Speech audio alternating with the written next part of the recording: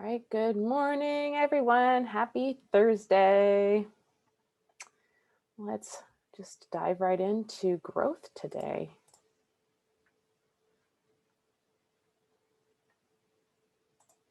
We have almost a full complement of people, so I probably like 3 or 4 people will show up late, but we'll just get started here. The topic of the day is growth. It's I think it's a good one for this unit because it does kind of lay the groundwork for us to be able to better appreciate metabolism. So there really is a very tight connection between metabolism, which is coming up next. And I want you to try your very best to appreciate it. Thank you, Justine. That's very nice. So let's kind of go into it and kind of talk about what we're going to talk about.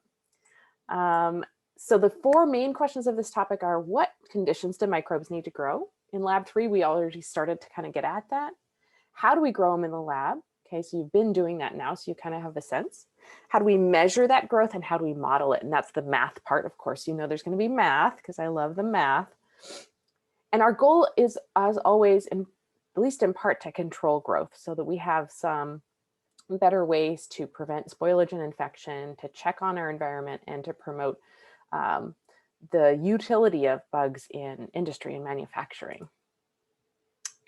All right, so you've now handled these Petri dishes. You know this container is called a Petri dish. You know that it comes in different sizes. The size that you have is the 10 centimeter. That's the one that has that 1/15 of a square foot area, as we learned in lab 1, but you can see there's other sizes, so littler and bigger. And so they would have different areas, of course. What's this little circular growth called? Write that into the chat so we just get our brain juices flowing here. There we go. Excellent. Yeah, it is a colony. That's right. And some people are saying CFU, which I would also accept. Just technically, the CFU is the original cell that landed that formed the colony forming unit. But nonetheless, I think that's still fine to think of them that way. But they're called colonies, and that's because there's clones, many millions of guys inside of there that came from that one cell that first landed on the plate. And so there's usually millions of cells that started from one cell that you couldn't see and multiplied until you got this growth. You have now some experience for how long it takes. Now for the yeast, it's taking 2 or 3 days. For bacteria, it could take 1 or 2 days. Some species take longer. There's one version of E. coli that's been specifically engineered to grow up into a colony in like 12 hours because, you know, scientists are impatient. Is this a pure culture? Yes or no? Write that into the chat. Excellent job, you guys. Of course it is not. Obviously, there's many, many species. You can even see their differences. And we know just from kind of comparing the morphology and appearance of these colonies that we're looking at least a dozen different species. When we talk about the conditions that affect growth, you will have seen in your growth prep that we consider things like what temperature do they like, what pH preferences do they have. In terms of water, we're really looking at osmotic pressure, that is the salinity or the amount of salt and other solutes that water likes. So there is a certain amount of environmental solutes that we need ideally. Your cells need this too, and what your body does is a really good job of creating an isotonic condition for your cells since we don't have a lot of other protections. Oxygen preferences, so oxygen matters, sometimes carbon dioxide levels matter, and of course the food. So assuming that you did your prep and you started on lab 3B, then you're going to be able to answer some of these questions.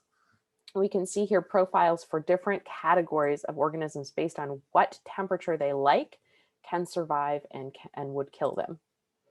And so as I point to each one, you're going to write in the chat what you think it is called. So what is A?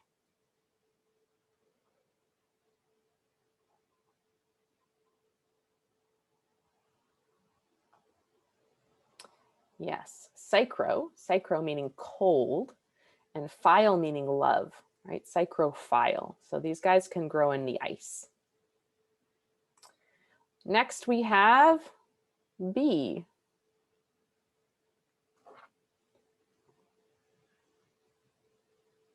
Right. Again, we've got cold, psychro, troph, living, cold, living. So, you know, like outside on a day that's not like freezing. Although they can allow themselves to get pretty cold and still survive, but they like room temperature, you know. What about these guys? Good. Yeah, their favorite temperature is close to human body temperature.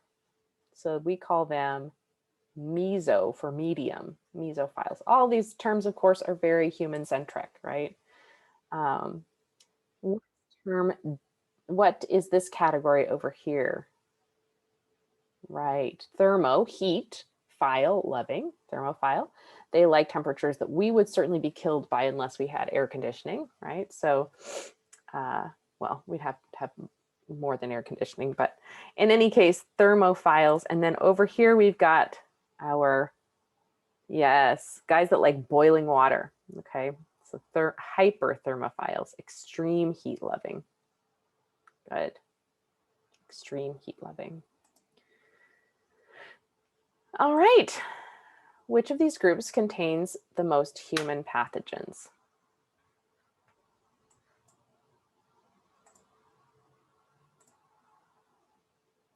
Exactly, yes. Most of the time, you're going to find human pathogens in this group. Now, if something's a mesophile, does that mean it's definitely a human pathogen? No, of course not, because most microbes are not pathogens. But nonetheless, mesophiles is the answer. And which is the group that is most commonly responsible for spoiling food? Thanks for letting me know, Marissa, and I'm sorry.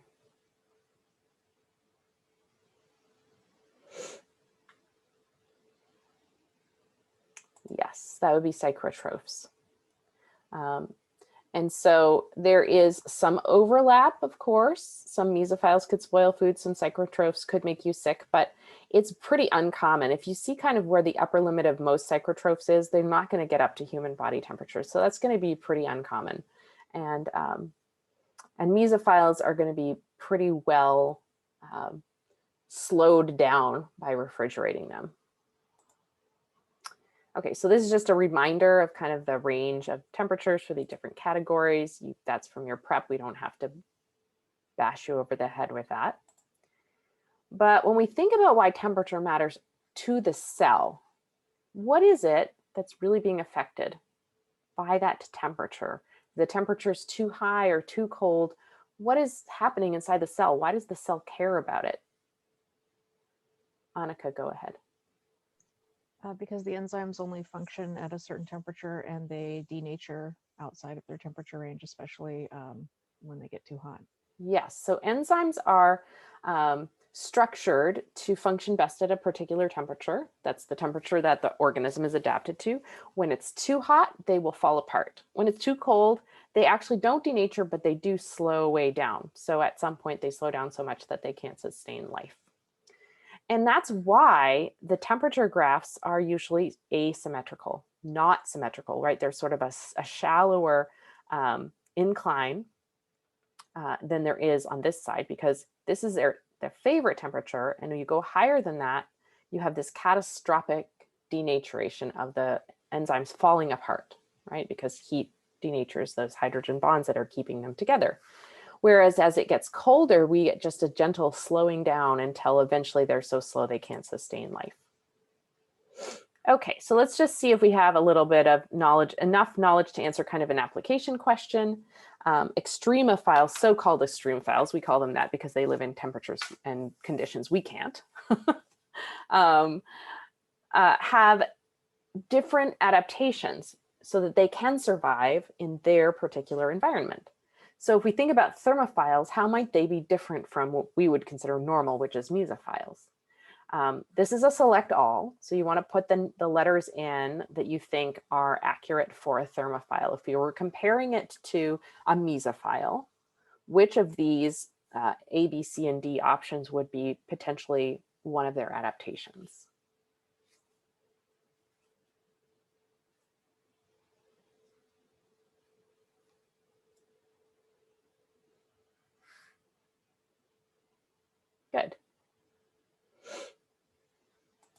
Yeah, most of you have chosen A and C. So to cope with the higher temperature, if you compare them to a mesophile, it's all relative, of course. If you look at the genes and what they code for, right? Genes code for amino acid sequences, which all fold into structures. The genes code eventually for a protein structure that's more rigid and can therefore withstand heat compared to a mesophile. And the other thing that you'll note is if you look at those organisms at their structures, you'll notice that the phospholipid bilayer, the fatty acid tails of those phospholipids are more saturated, they're more straight, which means they pack together closer, which compensates for the tendency of heat to push them apart. So it can keep the membrane, it can prevent the membrane from liquefying. What about cold-loving organisms? Which of the adaptations here would help them to deal with their colder environment?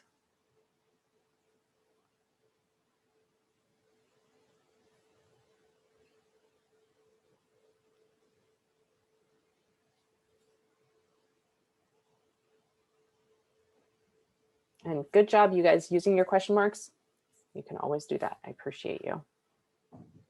Okay, yes, so it's the opposite, right? You're in a colder environment than a mesophile is in, which means that the tendency is to kind of cause the enzyme to slow down so it can't do its job as quickly. To sort of compensate for that, if you change the amino acid sequence so that the genes code for proteins that are a little bit looser, they can still stay supple and mobile in these cold temperatures. And similarly, if you look at the phospholipid bilayer, where the problem as you get colder is that that kind of gets rigid and no exchange can happen. If you unsaturate the tails of the fatty acids, you're pushing them apart just chemically, and that compensates for the tendency of cold to cause things to come together. And so then you can prevent this membrane from basically freezing. All right, so other things that were discussed in the video prep, things like the fact that pathogens and food spoilage organisms have these separate temperatures. So let's see if you have an answer to either of these questions. Let's start with the first one. Why doesn't freezing food kill all microbes? Let's have a raise your hand for that. Who wants to tackle that one? Why doesn't freezing food kill all microbes?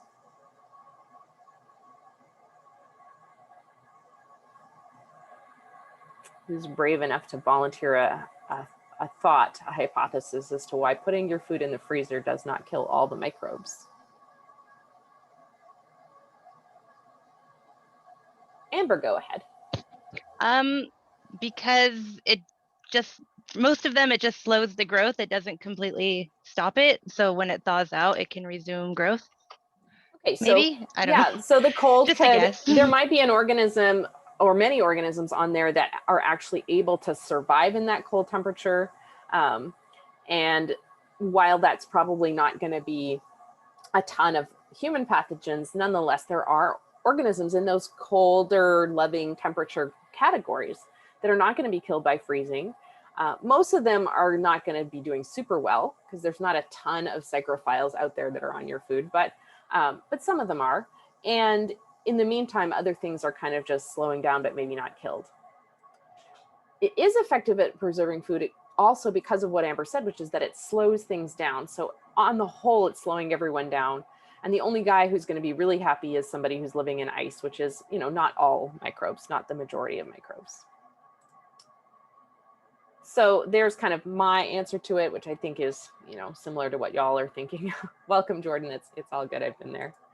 All right. Now, another example that was raised in the prep is this Mycobacterium tuberculosis and its good friend, Mycobacterium leprae. They're very similar. They're in the same genus. They actually have kind of similar virulence factors, but Mycobacterium tuberculosis in humans affects only internal organs, while Mycobacterium leprae, which causes leprosy, only affects exterior appendages like your nose and your fingers and toes. So who's got an explanation for why that is? Or a speculation? Karen, go ahead.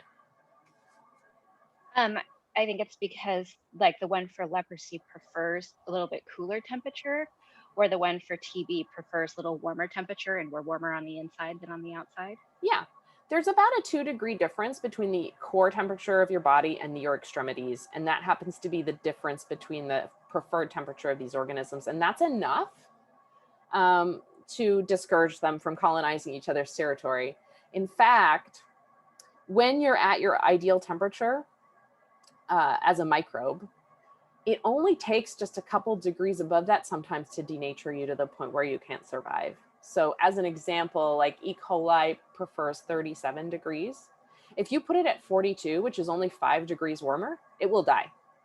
So that's, because again, the optimal temperature is where everybody's super happy. And just above that temperature, not very far away, everything's going to fall apart. Now you might ask yourself, oh, that's true. Why is it that my cell's like 37, but I can go out on on a hot day and not die? It's because of your body's working really hard keeping you homeostatic. Okay. So are hypothermophiles or psychrophiles human pathogens? Why or why not? Tell us what you think. Let's first just do a poll. Do you think that hypothermophiles and psychrophiles are human pathogens? You can write that in the chat, and then I'll ask for a raise your hand for the explanation of the answer.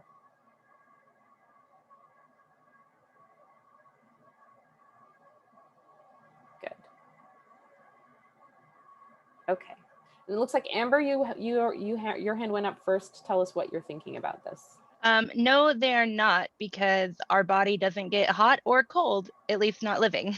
So only mesophiles can survive in our body. Yes, so these are the guys that are sort of the extreme edges. So the hyperthermophiles like boiling water, which, if your body is boiling temperature, you're not alive. So the fact that it's trying to eat you at that point would be pretty irrelevant to your personal existence. And similarly, psychrophiles like, ice cold temperatures. Okay. So this is my way of saying what basically Amber said very well, which is the adaptations of these groups to their respective environments makes them poorly adapted to human body temperature. So if we go sort of kind of dig a little deeper into this, if we say, well, in order to live in really hot temperatures, like boiling water, you have to change your protein structure so it's very rigid to compensate for that heat. And you've got to change your membranes so that they're really saturated. Then those adaptations are going to, when you put that organism directly into 37 degrees where humans or cells are happy, are going to cause the enzymes to slow down and the membrane to liquefy. All right. Thank you, Amber. That is kind, but if I wasn't able to do that, then probably I shouldn't be doing my job. Yes, Marissa, I agree with you. I thought she did a really good job. Okay, pH, name that category. There's 3 categories here. And so let's start with A. What do you think this category is called? So we're looking at pH now. This is the favorite pH of this group, and you can see a sort of range where it can survive. Good job, yes. So we remember that pH is on the scale. This actually goes up to 14. So this is just shorter because living things don't live at pH of 14. And we've got categories that live close to neutral, close in or prefer acidic conditions or prefer alkaline conditions. And this, of course, would be our acidophiles. These would be, hopefully everyone gets that this would be neutrophiles. And what's our favorite category over here? It's not favorite, I'm just trying to make it feel better so it doesn't feel bad for being last. Yes, good. It is indeed the alkalophiles, alkaline, also known as a basic. So if you were really stuck on a test and you said basicophile, you wouldn't get full credit, but I might give you partial credit because you'd be on the right track. Okay, now most microbes are in which of these categories?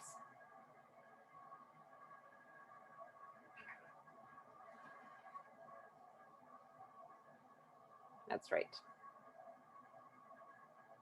Yes.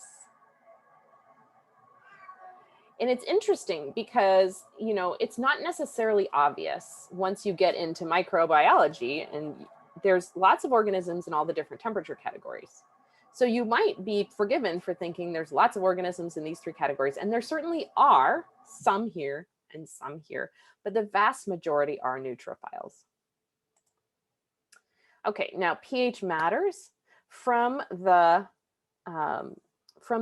growth prep that you did for this class today, pH matters for a very similar reason to the reason that temperature matters. And it has to do with structures of things that are held together by hydrogen bonds. And there's not just one thing that's held together by hydrogen bonds. There's like a bunch of things in your cells that are held together by hydrogen bonds. But pH changes the ability of something that's being held together by hydrogen bonds to stay in that structure. There's a particular pH where a protein or a nucleic acid would be most stable. And outside of that pH, it denatures. And so what do you notice about these graphs that's different from temperature that would be explained by the fact that, you know, there's a favorite pH where everybody's structure is being held together well. And as you deviate either below or above, what happens is that you denature. Okay. Well, there's two things that you noticed, and one of them I hadn't even touched on, and I think it's really interesting. But what Justine is talking about, and actually relates to what other people have noticed, the symmetry, right? We see that because what's happening on either side of the optimal pH is the same, denaturation, falling apart, then we have this symmetrical curve. The other thing is that because it's denaturation, right, the slope of this curve is pretty steep, right? And so there's a sort of a narrow range where they can exist. And that is in part probably why there's less overlap. The other thing that people noticed was that there's less overlap between these groups. But yes, Karen as well, it's not lopsided. So temperature graphs will be kind of like shallow on the cold side and really steep on the hot side, because what's happening on either side is actually different. There's an optimal temperature, and above that you get denaturation, but below that you get slowing down. And that's not what happens here. What happens here is away from the optimal pH in either direction, acidic or alkaline, you get denaturation, and it's somewhat catastrophic. And yes, neutrophils do have a more narrow window, Marissa. And I'm not entirely sure why that is. That's an interesting observation, and I don't have a really good explanation for that. Yes, it's a much smaller scale in temperature, Amber, you're absolutely right. Okay. So this is kind of just a reminder in words of what we've been talking about, how pH affects not just protein structure, but also RNAs. You may not really like have as a strong intuitive response that RNA would be affected, but, and that's because most of the time our exposure to RNA is through basic genetics, like DNA makes RNA, makes protein. And the RNA, the mRNA is usually sort of imagined as a just a flat, squiggly rope, and its structure doesn't matter. There is actually some structure to it, but it's not as important as the other two types of RNA besides mRNA, ribosomal RNA and tRNA. They both assume very specific structures that are required for their functions. And when they fall apart, it is not good news for the organism. All right, osmotic pressure. So this has to do with how watery or salty or sugary or solute the world is. So it has to do with the relative tonicity between the inside and outside of cells, and where a cell is happy. Okay, so water is required for life, and that's really important. So dehydration is an issue for cells, but also what's dissolved in the water is important. If you're adapted to conditions, if you have to live in conditions where the world is very salty, you're going to do different things than if you're living in conditions that are very watery. So what percent salinity is isotonic for most cells? And as a hint, that includes you. Yes. This is a nice, easy one to remember because it's just a number 1%. It's actually closer to 0.9%, but let's not quibble over that little detail, okay? So it's about 1%. And again, osmotic pressure, tonicity, most cells actually prefer this. However, There are cells that, microbes in particular, that deviate for this. We'll talk about that. Now, in a hypotonic situation, that is to say, if the outside world is less than 1%, what happens to human cells? Take your red blood cells and throw them into a cup of water, or take your, whatever epithelial cells out of the context of your body, which is working really hard to provide an isotonic condition, and they will explode. That's right. It's called osmotic lysis, and it happens because the watery world starts to rush into the cell, and we have no protection from that. Now, bacteria do have a protection. In the chat, write what that protection is. What's the protection that bacteria have against hypotonic situations, fluctuations in their world that make it suddenly slightly more watery? Yes, they have that bouncer. They have a cell wall that prevents so much water from rushing in that they explode, or provides kind of a, it doesn't work exactly that way. It's not like it's talking to each water molecule saying you can't come in because we've got 300 people inside already, but it does prevent the cells from swelling to the point where they explode. However, if you get old as a cell and your cell wall starts to degrade, or if you are exposed to antibiotics that target the cell wall, then you become vulnerable to that hypotonic situation. And it's so bad that this is enough to kill a lot of cells. Now, let's talk about this other thing that we can do. If we want to prevent meat from spoiling, and let's say we don't have a fridge and it's like the 1700s and we're on a boat, then what people used to do more commonly, and still is done in some cases today, is you salt the food. So how does salting meat prevent it from spoiling? Just write that into the chat. That's right. That's right. Okay. So it causes something called plasmolysis. Another way of saying that is it creates a hypertonic situation. And most microbes can't survive hypertonic conditions because their cell wall does not prevent the water from leaving. So the water goes out to dilute the world, and then the poor little microbe becomes a little husk, a little mummy. All right, so here's exactly what happens. Here's the salty world. There is the water from the cell leaving and going outside, and most bacteria are not protected. There are some organisms that actually are not only adapted to high salt environments, but actually require that high osmotic pressure. What do we call them? What's their category called? There we go.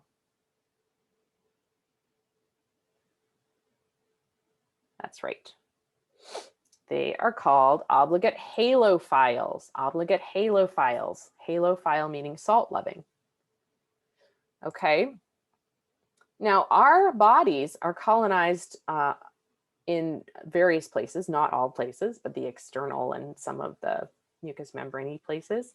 Which human organ is heavily colonized by halotolerant microbes?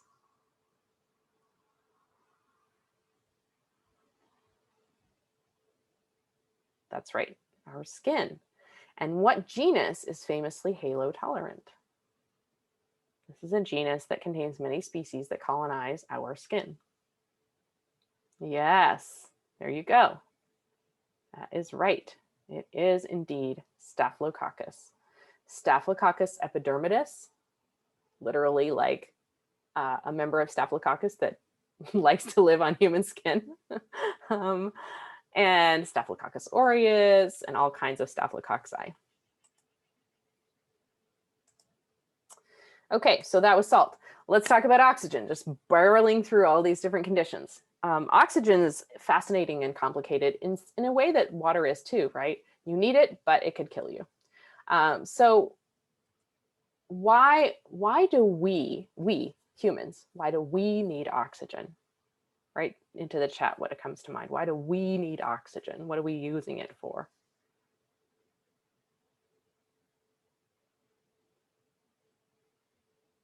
Right. We use it for our metabolism. We use it for aerobic respiration. It's at the end of the electron transport chain, accepting those electrons.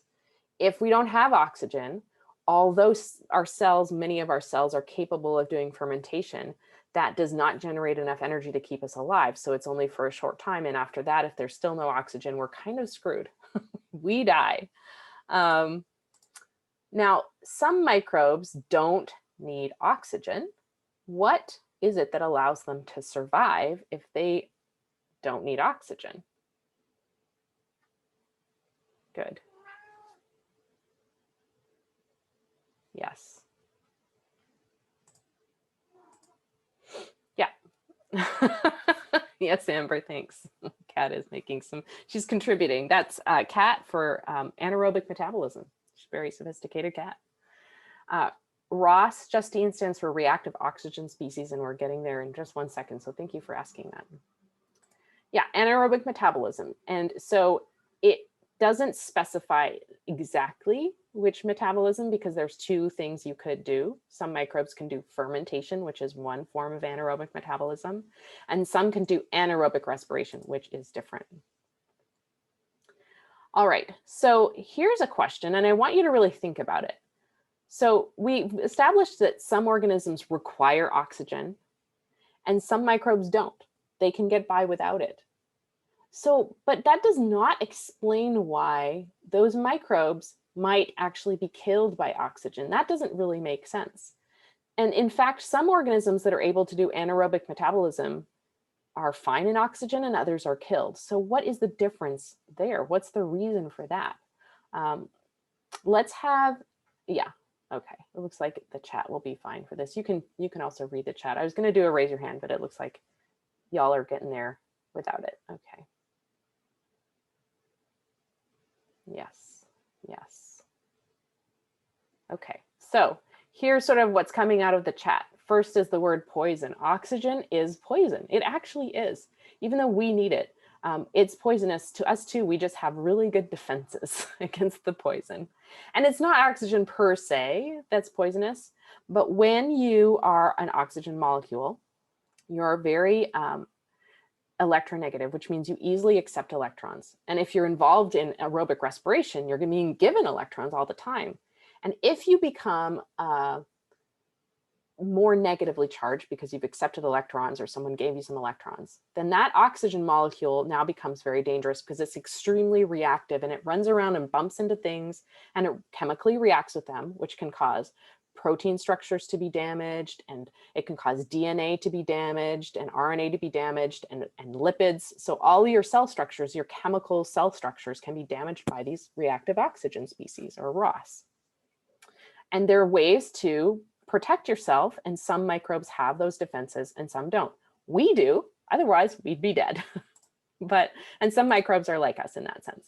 Okay. Now, if we want to classify what a microbe's oxygen requirements are and its defense mechanisms, we can use something called thioglycolate agar. Many of you will need this either as your first or second test for part 2 of the unknown ID process when you get to the oxygen requirements section. So let's start with how we categorize these different growth patterns. So thioglycolate agar is specially made to have no oxygen at the bottom, and there's oxygen at the top. And I'll go into this more in the lab meeting, but basically it's a gradient. So at the very top, normal amounts of oxygen, at the very bottom, 0 oxygen, and a medium amount of oxygen in the middle. So I'm going to go through these, and if you've done your prep, you'll know the names of these categories. So what you do is you take this oxygen gradient, you inoculate the whole entire thing, and you see where it can grow and how successful it is. Whoopsies. Dang it. I just accidentally revealed the answers because I don't even remember my own animations, but that was subconsciously planting the answers in your head. All right, Jessica. Oh my gosh, I hope she's okay. I'm so sorry to hear that. All right, so let's start with A. Write into the chat what you would call A if it grew as it does here. Good.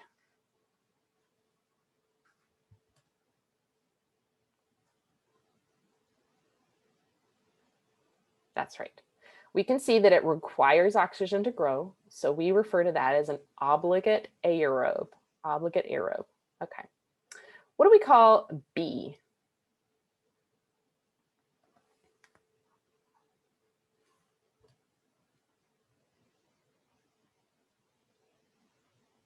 Right.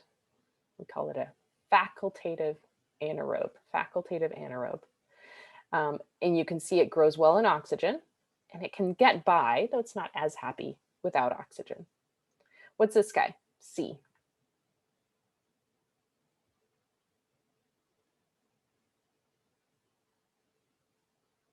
Right.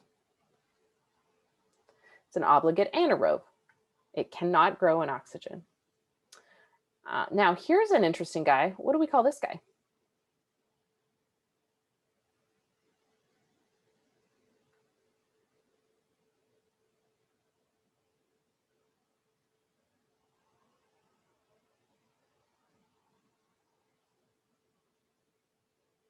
Yes, this guy here is aerotolerant. Now, I'd like to ask a raise your hand question. So let me say what it is first and like you think about it. We can see that both B, the facultative anaerobe, and D, the aerotolerant organism, can grow in both aerobic and anaerobic conditions. But we notice that the facultative anaerobe grows better in oxygen. And this one, it doesn't seem to make a difference. What's the reason for that at a metabolic level, Linda? Or Lynn, sorry.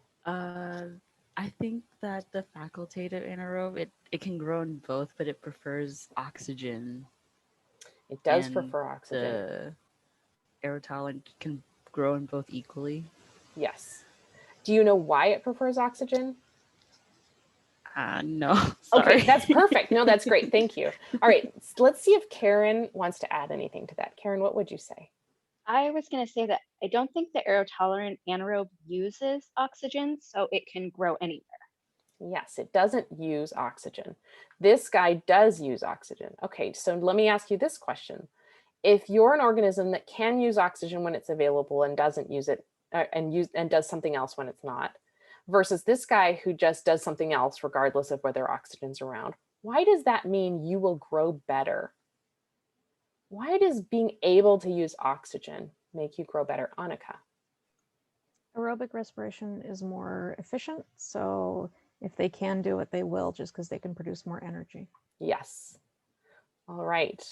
And it looks like that was also the answer that Jessica and Marissa were thinking about, because they had their hands up as well. So thank you guys for that. All right, so let's go to another thinking question. So now we've established the difference between the facultative anaerobe and the aerotolerant is uses oxygen when available, does something else when it's not, versus this guy who does something else regardless. Now let's compare C and D, our obligate anaerobe and our aerotolerant. They're obviously both doing anaerobic metabolism. They don't use oxygen. So why is this one dead and this one alive when oxygen is around? Raise your hand. Justine.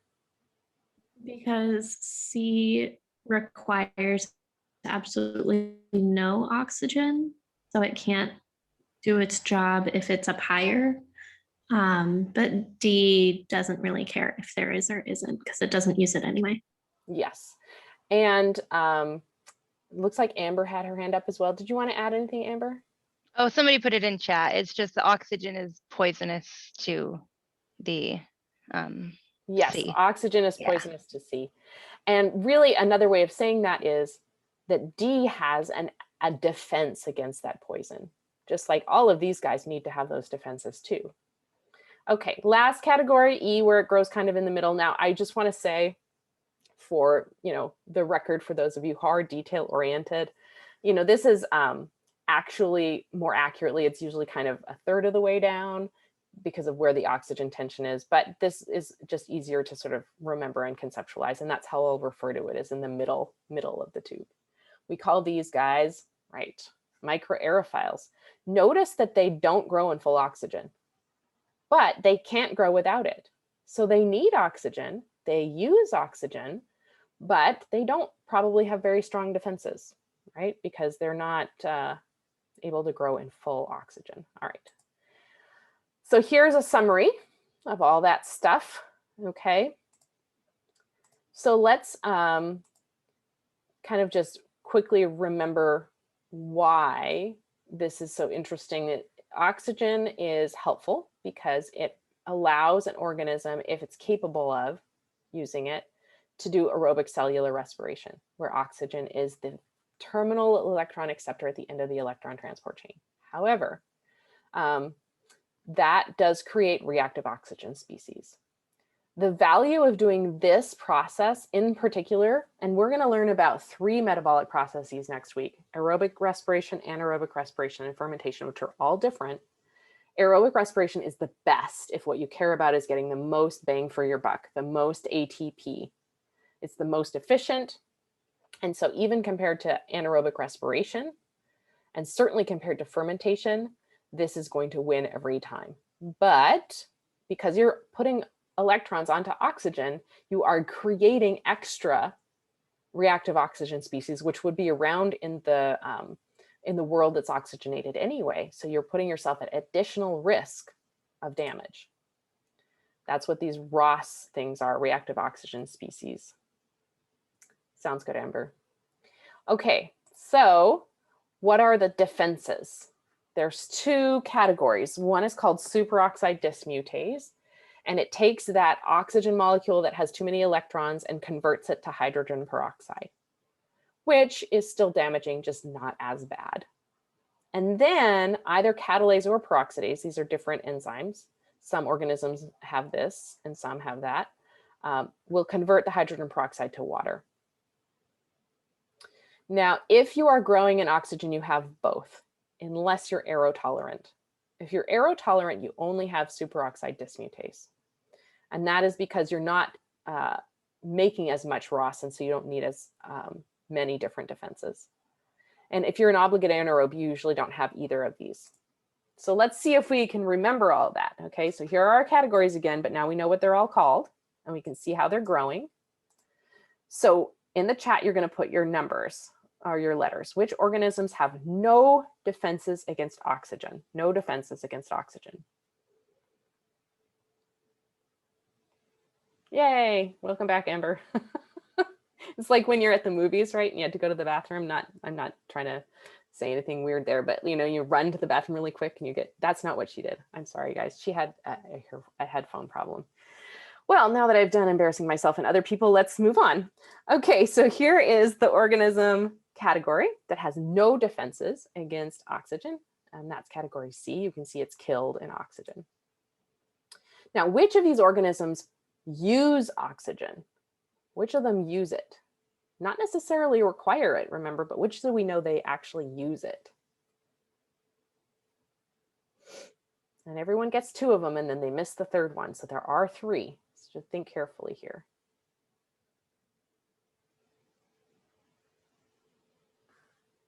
They use it. Okay, good.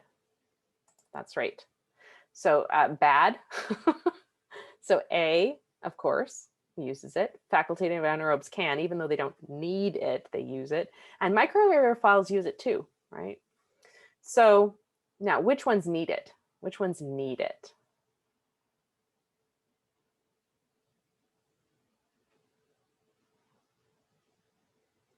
Good. It's only going to be a subset of those guys, right? Yes. So we know which ones use it. Now, who needs it? It's going to be these 2, right? That cannot grow without it. Okay. Now let's talk about the defenses that they have. So instead of doing it as a raise your hand, let's do kind of these guys that require it or use it. They are going to have superoxide dismutase, and then they're going to have either catalase or peroxidase. And there's an exception to this. So we'll talk about that section in a second. Let's first focus on microaerophiles, these guys right here, and obligate aerobes. Obligate aerobes. What's the difference between these guys? For this, let's do a raise your hand. Marissa, go ahead. D needs, they both require oxygen, but D needs less oxygen. Yes. And the other thing, which is maybe a little bit less intuitive, but it's sort of a flip side of the same growth pattern, is that these guys don't have, and this is why they so-called need less oxygen, they don't have as strong defenses. They actually do have both superoxide dismutase and either catalase or peroxidase, but the amount of that enzyme that they have to protect themselves is less. So they're just not able to survive up here because they don't have very strong defenses. Okay, so they still need oxygen, because they only are capable of aerobic respiration. That's similar to these guys, but their oxygen defenses are lower. Now let's look at our aerotolerant versus our facultative anaerobes again, okay? Thinking specifically about their, both their metabolism, but also their oxygen defenses. We kind of addressed this in the previous slide, but if you have an answer, go ahead and raise your hand, or I'll watch the chat as well for what their difference is.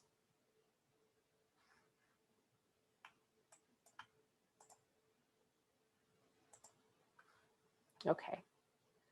Yes, Anna says the aerotolerant only has superoxide dismutase, right? That's one difference. Their defenses are different. This guy has both superoxide dismutase and catalase or peroxidase. This guy only has superoxide dismutase. And then the other difference is metabolic, right? The facultative anaerobe actually uses oxygen when it can, and this one doesn't use it. It doesn't, just does its thing regardless. It ignores oxygen. Yes, good. Okay. So they're able to survive both aerobically and anaerobically, but the aerotolerant species is unable to do aerobic respiration. So they both have defenses, but this is going to have stronger defenses because it's actively making reactive oxygen species. Okay, so, and here's another like summary of all that. So you can kind of use this for your study practice. Okay, let's have a little quick speed chat quiz. We're going to talk about Staphylococcus aureus, and I'm going to give you information and you're going to tell me what that means about its category. It's able to do aerobic cellular respiration and fermentation. So what oxygen requirement category does that put it in? Great question, Amber. I will get to that in a second. That's a really good question. Yes.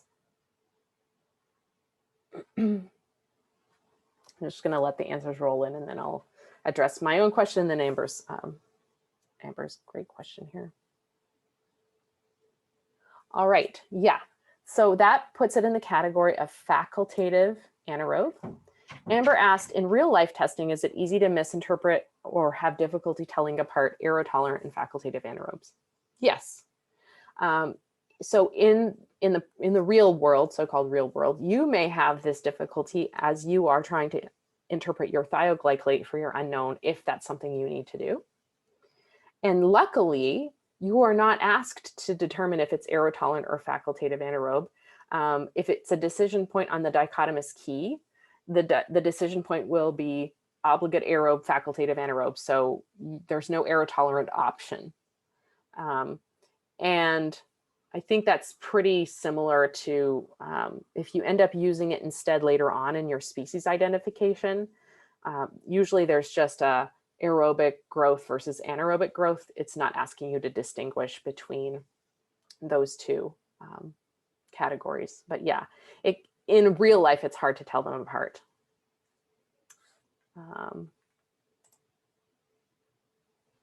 Okay. Prefers neutral conditions, puts it in what category? Yeah, that was an easy one, right, guys?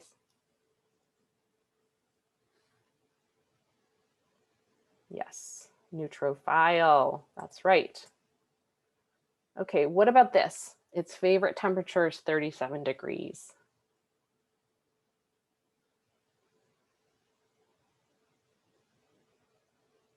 Good.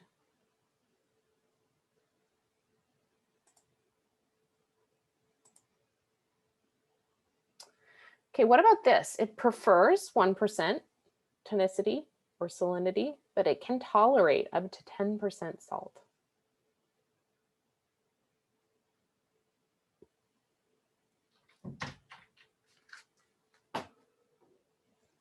That's right, halotolerant indeed. And what do we call it because it causes human disease? Yes, a total jerk. That's funny. Thank you for that. Okay, that sounds personal, Annika. I want to pry, but it sounds personal. Okay, I'm just going to check our time real quick. Yeah, we're getting close, but we're not quite there to our break. So I want to forge ahead and get the next few slides in. The other thing we care about is food. Okay, and when we talk about food, we're not talking about sandwiches. We're talking about the contents, which is the nutrients. Carbon, so organisms can get it from organic chemicals. That's how we do it. Or they can get it from fixing carbon. That's how photosynthetic organisms do it. And some microbes who do another process called chemolithoautotrophy.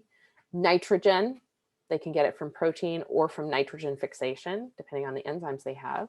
Sulfur, which pretty much exclusively comes from protein. Phosphorus usually comes from environmental phosphate, and then trace elements, vitamins, minerals. There is a term you need to understand called growth factors. What that is anything that you need to provide in the medium besides sort of raw materials. So like vitamins and minerals, but there might be things like specific amino acids. We have growth factors. If you've taken nutrition or you know anything about it, you know that there's some essential amino acids, things we can't make ourselves from like basic raw materials. Those would be our growth factors. Vitamins and minerals are also growth factors. A fastidious organism is one that requires a lot of growth factors, so many that typical rich, so-called rich media with just lots of rando stuff in them are not sufficient. They need so many additional growth factors. They're so picky that you have to have special media just for them, and you can't grow them on regular rich media, like your yepid is a rich medium. You'll be somewhat familiar with these now. Culture media is basically a recipe, and you can make it as a liquid, or you can add agar to it and then pour it into a deep or into a slant or into a plate, and that's what you have. And so there's lots of different recipes. Basically, the most important thing is once you've mixed the ingredients, decided if you're going to be liquid or solid, and poured it into the right container, which was sterile to begin with, you autoclave it before you pour it into these, or you autoclave it in these. So the broths usually are autoclaved in the tube, and these other ones are poured into pre-sterilized things after they're autoclaved. Okay, last little bit before our break. Let's do some terminology things. Here are some terms, and we're going to match them up with their definitions. So what do we call several species mixed together?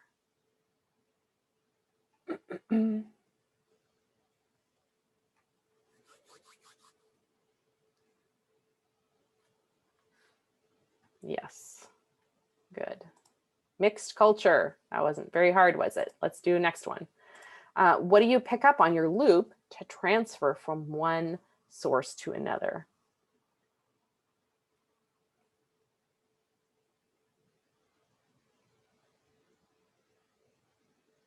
Yes, good.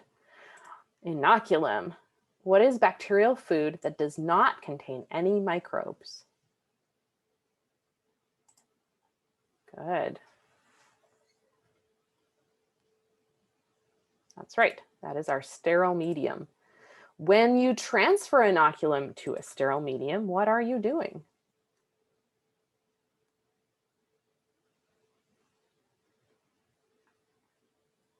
Excellent. Okay, we're inoculating that sterile medium. And then will we grow it in controlled temperature, particular air conditions, whatever you are using to, whatever you're worried about, we are incubating it. If all cells derive from one original cell, then what do we call that?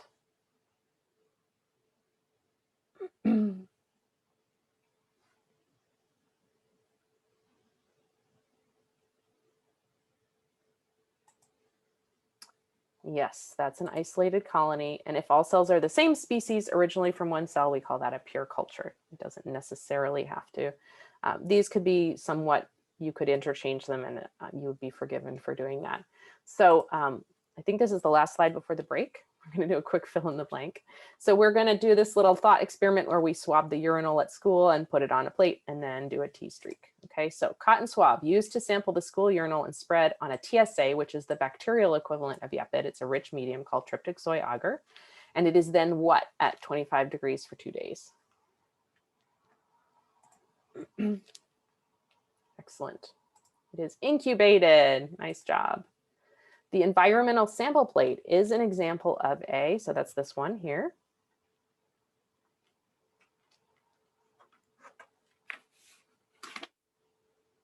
Yes.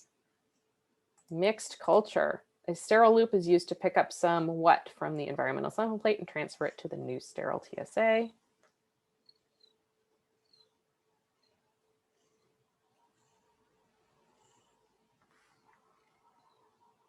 Good. It is inoculum. What method was performed to isolate these colonies?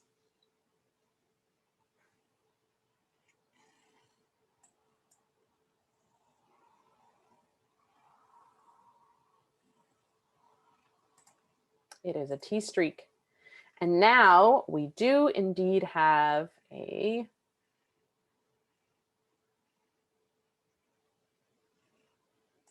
pure culture. Good. Okay, so it's not 11:15. Hang tight because I was rushing it. Did you feel I was rushing it? Because we are a little bit behind the 8 ball here, and I don't want to miss out on the math part at the end. Yay, math. So I'm going to see you at 11:05. It's just shy of 10 minutes from now. And have a good break. All right, let's talk some more about growth. Whoopsies, I went backwards. That was not my intention. There we go. Okay. So when we talk about media, as I mentioned earlier, there's many recipes. And so some of those recipes are complex media, meaning they have a lot of stuff that's not very well defined. And there's some that are chemically defined in that every single ingredient has been purified and measured.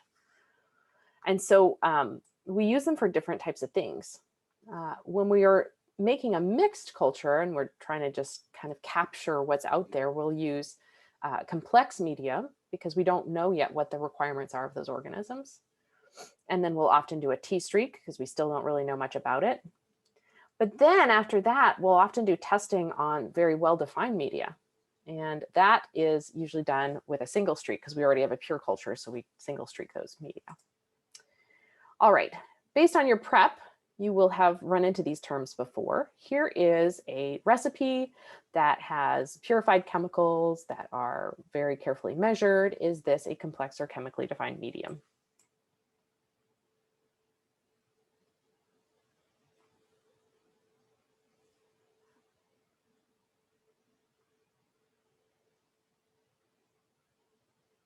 Yes. So it is chemically defined. Everything is a pure chemical and it's been precisely measured. Here's a medium that has, some precise pure chemicals in it. And then it has some other things called extracts and partial digested proteins. What is this type of medium?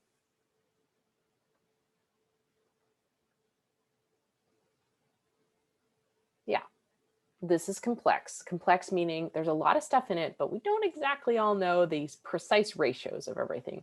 We can pretty much say all the amino acids are going to be there, but we don't know the exact ratios of them. And for that matter, there's other stuff in there that we're not entirely sure about. So here again are two different media that are used frequently to cultivate bacteria. One's called glucose salts agar. As you might imagine, it's got glucose, agar, and salts in it that are chemically defined. And this is tryptic soy agar. It's got a digest, another digest, some salt, and some agar. Which of these would you choose if you were trying to sample the environment for an unknown and you didn't know very much about it?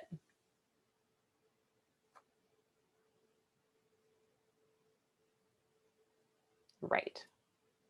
Yeah, you would pick the thing that had lots of stuff. Even though we don't know what exactly all the ratios are, it has pretty much all the amino acids. This one over here is very well defined, but you'll notice it doesn't have amino acids. It's providing you sugar and some minerals. And then there are some organisms that can then construct everything from those basic ingredients, but not everything can. Right? So if you don't know the growth requirements of an unknown yet, you're going to use a rich medium. And even this, you remember we talked in the beginning about how we have only cultivated 1% of things. Even this might not be good enough. There might be fastidious organisms that require more than rich medium, and we don't know what those requirements are yet. The media in your plate, Marissa, is the yeast equivalent. This is bacterial complex media. Yepid, yeast extract peptone dextrose, is the equivalent thing for yeast. And it does grow a lot of bacteria too, because it is still complex, but it's specifically tailored for the yeast. So it's a yeast extract. You're basically extracting yeast from yeast and feeding it to the yeast. So don't think about that too much. Okay, now when we're testing a culture we've already isolated, then we often use selective and differential media. And some of them, not all of them, are chemically defined, but they all have a purpose that's different than just let's grow some stuff. They have a purpose to ask a particular question, and they're very useful. I like to think of complex as the buffet option. That's nice, Annika. They're very useful for testing species. And if we already think we know, like we might have 12 different options, maybe we're trying to figure out which one it is, then this is also very useful. Some of these plates will come in handy for your unknown ID process. Otherwise, you just have to understand the concepts for the test. So we have selective media. Selective media is defined as something that it prevents the growth of, which is a nice way of saying kills some things and encourages others, okay, or allows to grow others. So the outcome of putting something on this medium is going to be, did it live or did it die? You're asking a question. That question could be lots of things. Like it could be, if I put 10% salt in this plate, are these microbes going to live or die? Can they survive 10% salt? That's my question. And the answer is yes, they can, or no, they can't. Did they grow? Did they not grow? Okay, now differential media, on the other hand, is one where lots of different things can grow, but some appearance about them, maybe a color, maybe something else, is going to tell us which category they fall into. And so differential media has some kind of substance. Sometimes it's a pH sensitive dye. Sometimes it has some opaque chemical that can be cleared that tells us if a microbe can do this or not do this. But it's not about did they grow or not, because often both things can grow. But then by looking at them carefully, we can decide if they are in this category or in that category.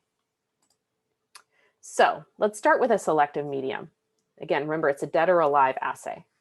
So for these types of media, we usually have a plate that's a control plate that's rich, complex media. And here we have both E. coli and Staphylococcus aureus growing on this rich, complex medium. It's not a selective plate. And over here is the selective plate called phenylethyl alcohol agar, or PEA. And we can see that E. coli does not grow well. It's basically being killed, and Staphylococcus aureus grows well. How do we know that this is not just slow growing? Well, we can compare it to this and see that under normal circumstances, it's just fine. So clearly this is killing the E. coli and allowing the S. aureus to live. So this PEA plate happens to be selective for gram-positives, right? So what do you conclude when you look at this plate? We'll just have you put that in the chat. What do you conclude when you look at this plate? If you know that it's selective for gram-positives, what do you learn by looking at it? And yeah, feel free to use your question mark. Excellent.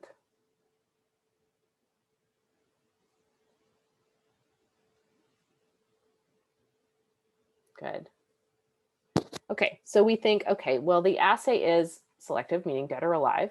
And the question is, are you gram-positive? Right? If this is selective for gram-positive, it's basically asking the question, are you gram-positive? So who is gram-positive on this plate? This plate selects for gram-positives. Who's gram-positive? There we go. And since there's only two categories, that means we know that E. coli is gram-negative. Staphylococcus aureus is gram-positive because it grew. E. coli is gram-negative. It did not grow. Okay, so that's what we can conclude from this type of plate, selective media. Now, why did we do this plate on the left? Raise your hand. Why is it important that we did this plate in addition to just doing this one? Okay. Yeah, it's a control. Does anyone want to raise your hand and say more about that? Okay. We don't have to because we've got good answers in the chat. Yes, Justine says, and Carrion says to have a control to compare to.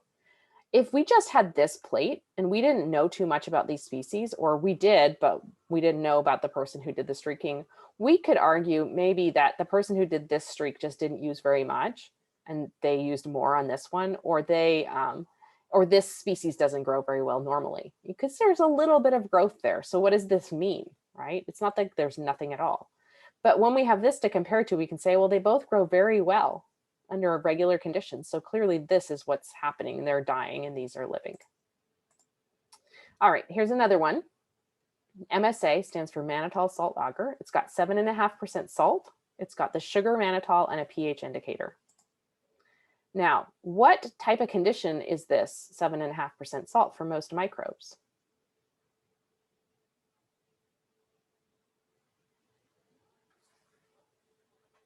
That's right, it's hypertonic. If most organisms like 1%, this is really high.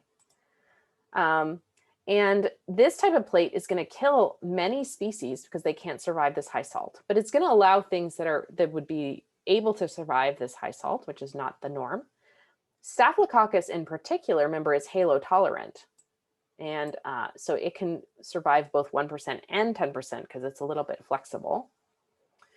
Now, the other thing about this plate is that there's a pH indicator dye, and this detects acid conditions. So it's normally red at neutral pH, and it turns yellow at acid pH. And so it can tell us whether or not fermentation has happened, because if something can ferment the mannitol, an outcome of fermentation frequently is acid production, and that acid production is going to turn the media yellow.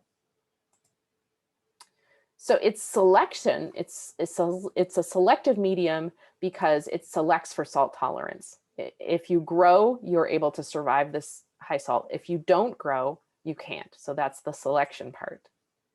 Which species that you see on this plate, there's 3 species, which one or ones is salt tolerant? Put that into the chat.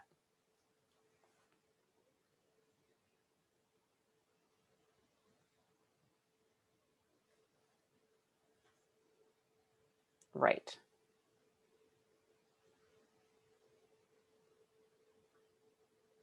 Yeah, both the Staphylococcus species are growing, right? We can see colonies, so they are salt tolerant. Which of the Staphylococcal species ferments mannitol?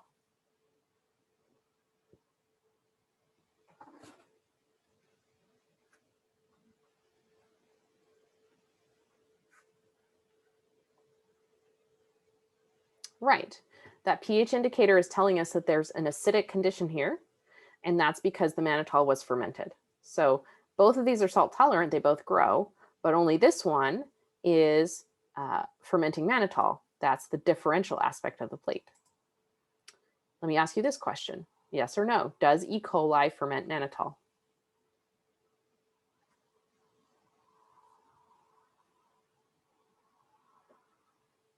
Good. Some of you are getting the answer. It's not obvious. Good job.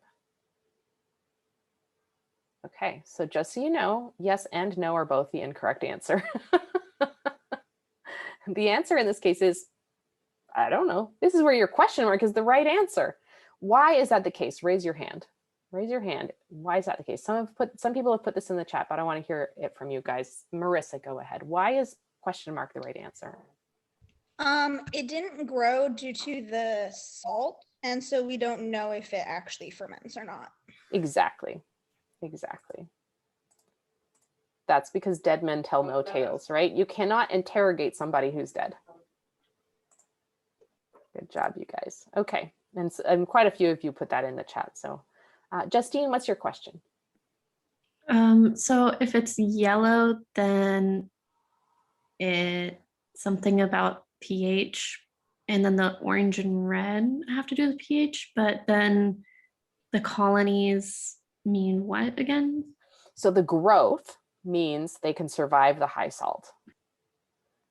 And the color means do they or do they not ferment mannitol. So a yellow color is indicating an acid condition, meaning that the mannitol was turned into acid, which happens during fermentation. And that did not happen on either of these sections of the plate. So if it didn't happen on those ones, why does it not mean that E. coli can't do the or can't ferment mannitol? Great question. So basically by putting E. coli on this plate, because it's not salt tolerant, it died. It died before it ever had a chance to ferment mannitol. So we just have no idea what it would have done with mannitol if it was alive. Does that make sense? I think so. Yeah. So imagine that the selective part of these plates is kind of like a gun.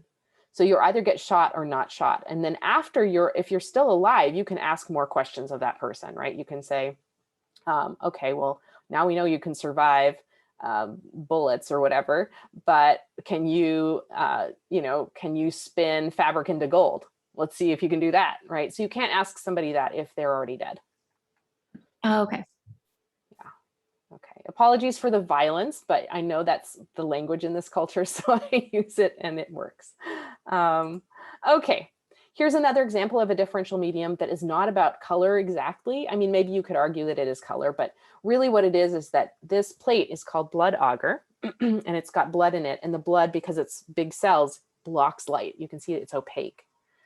And if the species grown on it is able to lyse or break, explode red blood cells and harvest their nutrients, in particular iron, then the blood will clear, and that's what you see over here.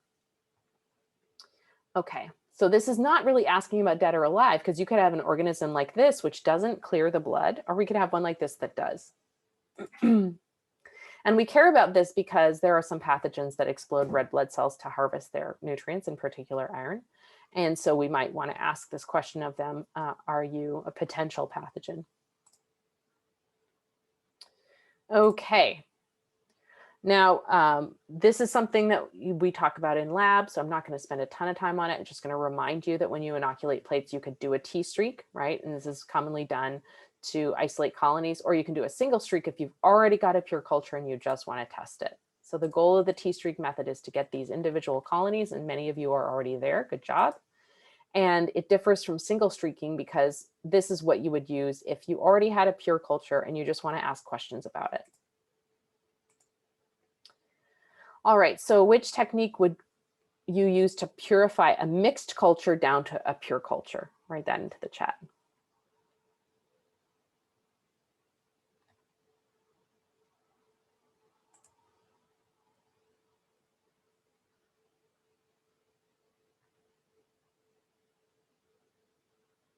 Yeah, you use T-streaking to purify, to get mixed cultures down to pure cultures. And then once you're testing those pure cultures, you can use a single streak technique.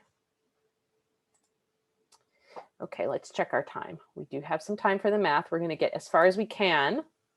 And we will revisit this on next week as well. We'll do a little Kahoot and stuff like that.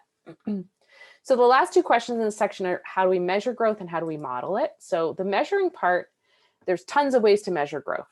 You can look at it with your eyeballs, but you can also be a little bit more systematic. And the only 4 things you need to know about are the direct methods, dilution, plate counts, and direct counts, and the indirect methods of turbidity and dry weight. These are all covered in your video lectures. You're responsible for all of them. However, we're going to specifically revisit these 2. Plate counts, which you're doing in lab this week. So what you do is you take broth and you dilute it, serial dilutions. Here we're doing 10-fold instead of 100-fold. And you take a small sample out of each of these tubes and you put them on a plate and you grow them up and you count the colonies to figure out what was the concentration of my original solution. Which plate should I count and why? So just think on that, put it in the chat, and put your choice in the chat, and then I'll ask somebody to explain it.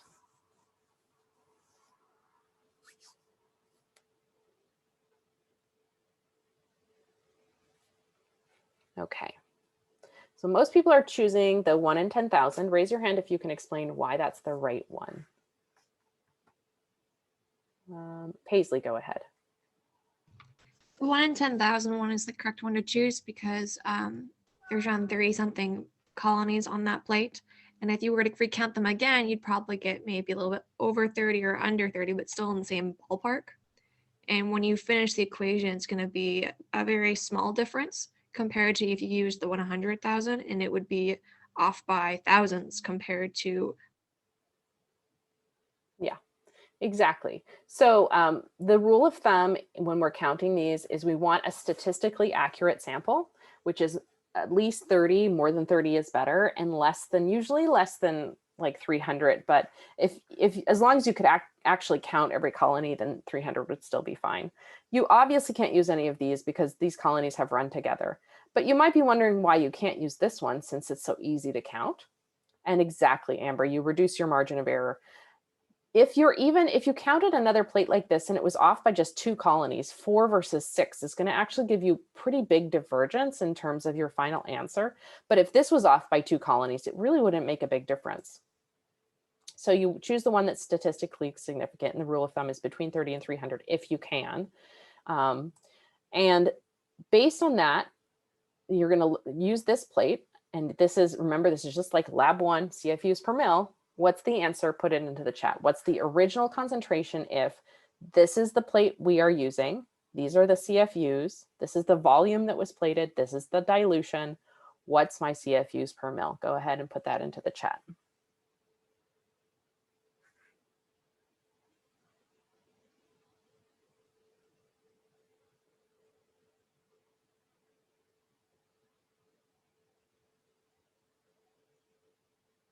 And you're welcome to use your question mark. That's also fine. It helps us to get to our next step faster if you're not sure. But you can also have a peek in the chat and see what you think. Okay. So this is the answer that I came up with. I counted 32. Maybe you counted 30 or 34, but that's also fine. And so I took my CFUs, which is 32, I multiply by my dilution factor, and I divide by my volume that I plated, which happens to be 1 mil, so that's easy, right? So that's 320,000 CFUs per mil. Now, what if the original plated volume was actually 0.1 mils, which is more typical, but this is still the answer we got at this dilution? What's the original concentration now? Put that into the chat.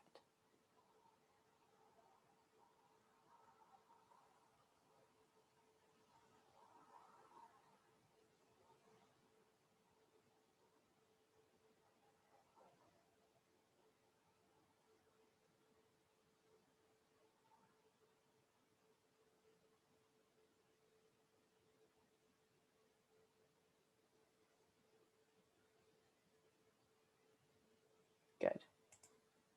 So again, what do? I take my CFUs, which is in my case 32, but if you counted a different number, that's what you would use. I multiply by my dilution factor, which is 10,000, and I divide by my volume plated, which is 0.1 mils, and that now gives me 3.2 million CFUs per mil. Okay, so the plate counts basically are exactly what you've done before, like in lab 1, except for the serial dilution part, which you're doing in lab 3. Turbidity is a way to measure growth by using a fancy eyeball, right? So it's a machine that shines light through the liquid, and depending on how much light goes through, we can determine the density of the solution. So as the broth gets more concentrated, does more or less light reach the other side of the detector?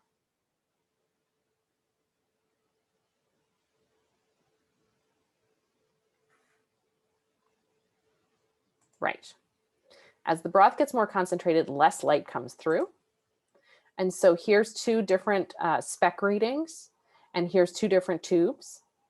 So for tube A, which of these spec readings did we get? Top or bottom?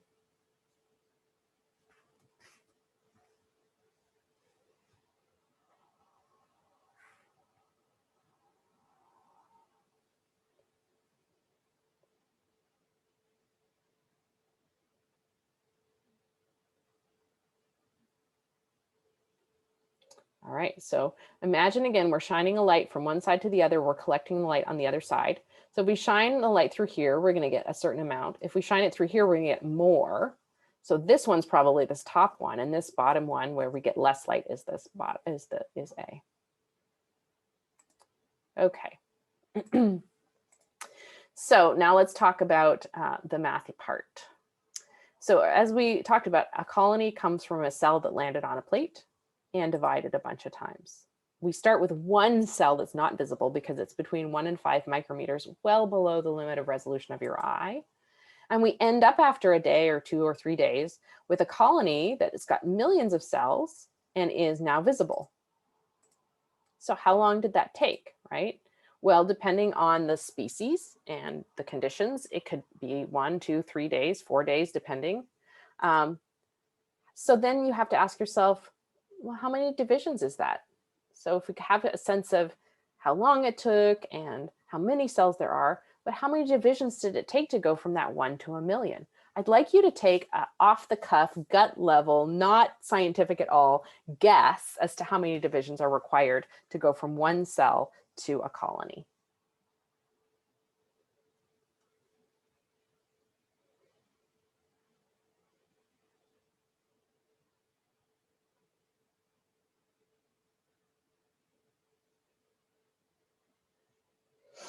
And in this case, even if you don't know, because there's no reason for you to know this at all, just take a wild guess. Like, what's your first instinct? To go from 1 to 1,000,000 is going to take how many divisions?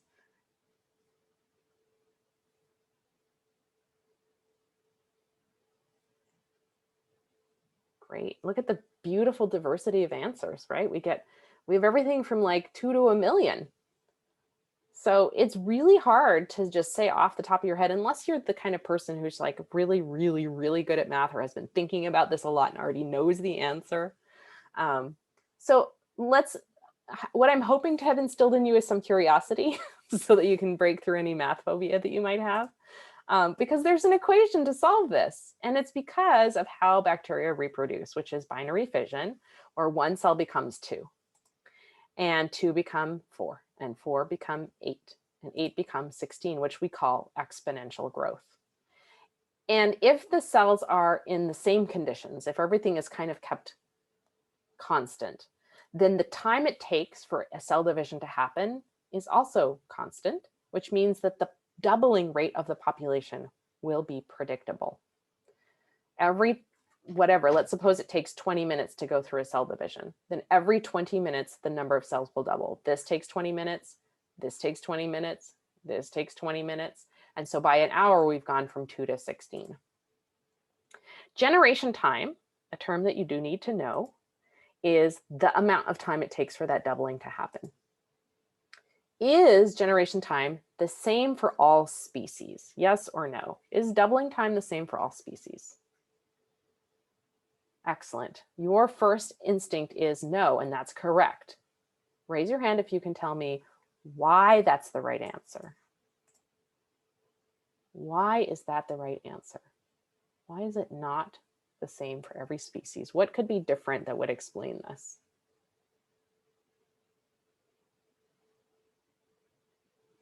Annika. I'm just going to guess. Maybe the complexity of the microbe itself, like how particular it is with its environment. Like if it only exists in its perfect environment, hey, that's awesome. But, if it's more adaptable, then variable. Okay, so how versatile is this organism? Okay, what I'm seeing in the chat is different environmental conditions, growth factors that may or may not be needed. Okay, yes.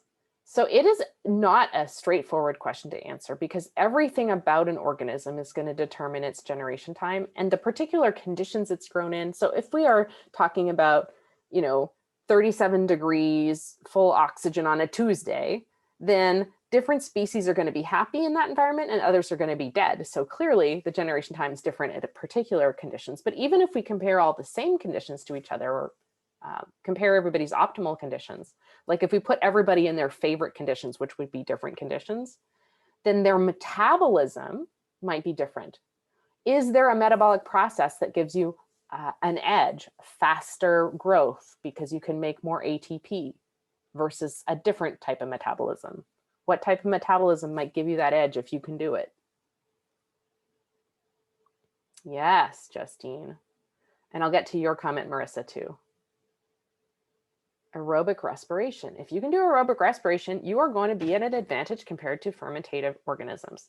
And yes, your size matters. Yes, your structure matters. Are you eukaryotic or are you prokaryotic? Let's focus on the prokaryotes. Do you have a really complex cell wall? Does it take you longer to build your stuff? And this all comes down to genetics, right? All your enzymes, all of your environmental preferences, all of your structures, and all your metabolic abilities come down to genetics. So your different genes determine how fast you're going to grow in different conditions. Also, if we compare, let's say, a mesophile grown in 2 different environments, its generation time in your body where it's happy is going to be different than in the fridge.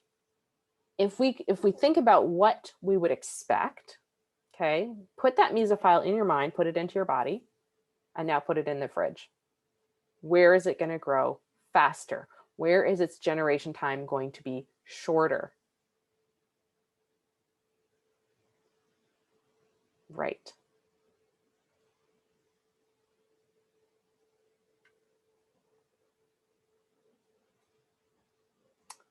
Yes, Marissa. Smaller, simple aerobic would replicate faster than things that are larger, more complex and use fermentation. Yeah. So just think about the fact that in the normal conditions, maybe you don't know this, but bacteria take 1 day to grow and your yeast is taking 3 days. Yeast is a eukaryote. So yeah, the mesophile is going to grow faster in your body. Its generation time is going to be slower than if you stick it in the fridge. All right, so let's talk about how we do this calculation. Let me check my time again. I'm not running out yet. Yay.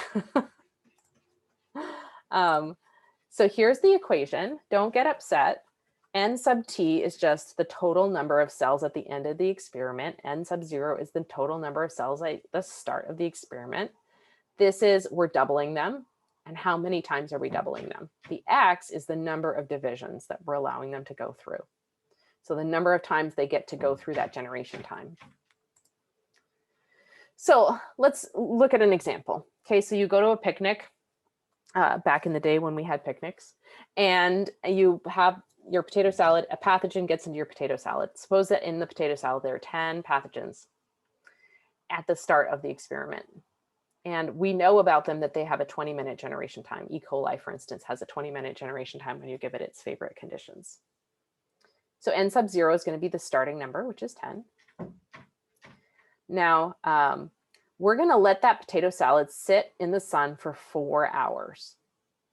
Okay, we're going to let it sit in the sun for 4 hours. How many divisions does it get to go through in that time? Well, in 4 hours, there are 12 generation times, right? There, in each hour, there's 3 20-minute sections, and there's 4 hours, so 3 times 4 is 12. So X is going to be 12. So then we ask, okay, well, how many will we have? If we start with 10 cells that have a doubling time of 20 minutes, and we let them go for 4 hours, then how many will we have at the end? Okay, so we put 10 times 2 to the power of X, and X is 12. What does 2 to the power of X mean? It means 2 times 2 times 2 times 2 times 2 times 2 times 2 to the 12 times, okay? So it's not 2 times 12, which would be 24. It's 2 to the power of 12, which is 2 multiplied by itself 12 times, which is a big number. It's 4,000 some. Times 10, which is our starting number, gives us just over 40,000 or almost 41,000 cells. So in 4 hours, we go from 10 cells to 40,000. Now, if you've been in food service, you know something called the 4-hour rule, and this is why. You can start out with relatively few pathogens, so few that they're unlikely to reach the infectious dose for humans. And in 4 hours at its favorite temperature, that pathogen can grow into a number that is almost certainly going to sicken most people. Okay. Your chat is lagging, I'm so sorry. Okay, so we're gonna see if we understood that well enough to solve a problem together. And I'm gonna walk you through this problem and then I'm gonna give you a different one. All right, so let's suppose that we go to get a soft serve from a machine that keeps the soft serve cold, and at 2 o'clock on a Tuesday afternoon. And in that soft serve machine, there's 500 Listeria cells per milliliter, 500 Listeria cells per milliliter. Listeria happens to be one of these nasty bugs that actually can make you sick, but is quite happy at cold temperatures. And it's most dangerous for pregnant women because most of us have the immune system to fight it off, but pregnant women have typically a lowered immune system, and so it's more likely that they'll get sick. So if Listeria divides every 12 hours at 4 degrees, because it's happier at warm temperatures, but still can grow, it divides every 12 hours at 4 degrees. So this is its generation time. Then how many cells will there be in this customer's serving at 2 p.m. on Thursday? So that's 2 days later. So let me ask you some questions first. This is our initial concentration. Okay, so we have to figure out what is our ending concentration. And if the generation time is 12 hours, how many doublings are going to be allowed to happen in those 2 days? 2 days is 48 hours. So how many doublings are we talking about? Good. So our X is 4, our doublings, our number of cell divisions is 4. We have our starting number, which is 500. And so now we just have to go 500 times 2 to the power of 4. Okay, so we've got our generation time of 12 hours, incubation period is 48 hours, and we've got 4 cell divisions. So now we're going to go, what's our ending concentration? Here's our starting concentration, 500 cells per mil, times 2 to the power of 4, which is 2 to the power of 4, if you're not sure, is 16. So 2 times 2 is 4, times 2 is 8, times 2 is 16. 500 times 16 is 8,000. So this is our new ending concentration. And the serving size is 250 mils. So we take our concentration, we multiply by volume, and we get 2 million cells that this woman is swallowing on Thursday. Okay, 2 million cells.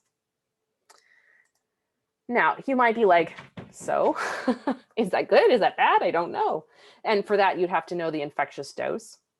And we don't get to that until the really super exciting pathogenesis section in Unit 3. So stay tuned for that. But just giving you a little preview hint, the ID50, which is the amount likely to sicken half of the population, is 1 million. So this is not great news for her. And it's certainly possible. This is not out of the bounds of possibility. So that's why if you're pregnant, they suggest you don't consume certain things that have been sitting in deli counters or have been in soft serve machine. Sad if you like soft serve, especially when you're pregnant, it seems like the best thing. Yes, Marissa. Their immune system is lower. And so their ID50 is actually different. You're right. Okay, so now I'm going to give you your own problem to solve in the last few minutes of class. Let me see if I can get there without exposing. Okay, so we have 8 minutes to solve this problem. Okay, package of raw chicken thighs from Safeway Deli Case, back in the day when you actually went to the store to buy things. And in it, there's 75 Salmonella typhimurium cells. It's 8 o'clock in the morning, you go to work, back in the day when you went to work, and the chicken sits in your car until your first coffee break, 3 hours. And then you're like, oh, shoot. And then you put it in the fridge. But at this point, the chicken has 4,800 cells in it. So based on this, what was the generation time of the Salmonella while in your car? And we're going to assume log phase throughout. If this doesn't mean anything to you, we will get to it shortly. But let's just see if you can answer this question. And for fun, I'm going to send you to breakout rooms to talk to each other for a second. So see if you can take a screenshot of this, write some notes. I'm going to give you 30 seconds to do that. And then I'm going to send you away so you can talk to each other about it. See if you can help each other. Meanwhile, Abby, what's your group? Unmute and tell me what your lab group is.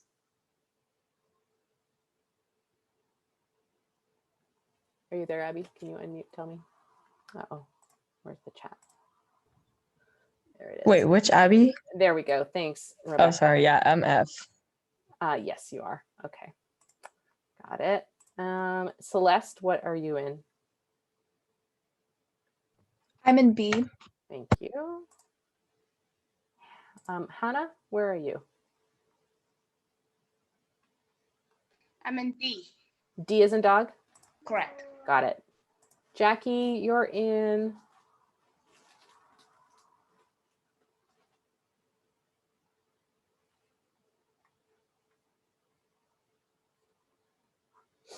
Okay, I missed that. Jordan, what are you in? Thanks, Maria. In lab group D. Got it. Okay. Leah?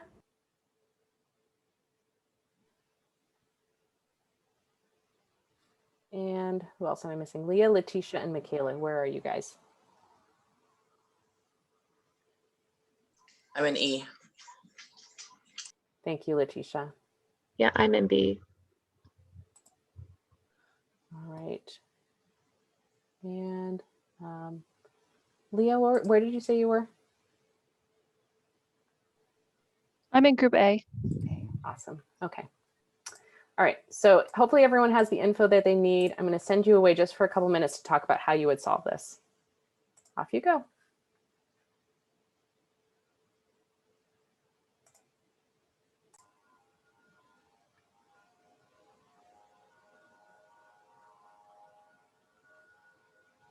All right, welcome back, everyone. Don't forget to turn off your video.